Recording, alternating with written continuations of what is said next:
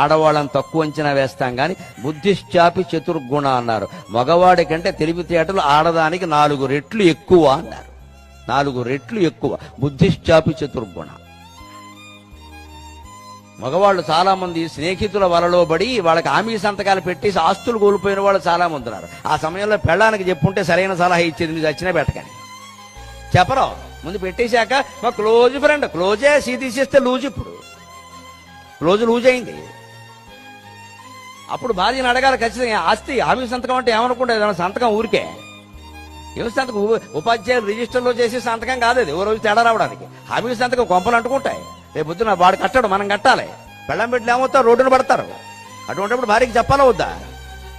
నా ఫ్రెండ్ నేను ఇచ్చేసా, నాకు స్నేహితులు ముఖ్యం అంటే కుటుంబం. ఇది నేర్చుకోవాలి. ఎందుకని ఆడవాళ్ళకి ఆపేస్తారు ఖచ్చితంగా. ఏంటిది మీ ఇష్టం వచ్చిన దానాలు చేస్తే ఏమైనట్టు ఇక్కడ వాడు కడతాడని ఏంటంట.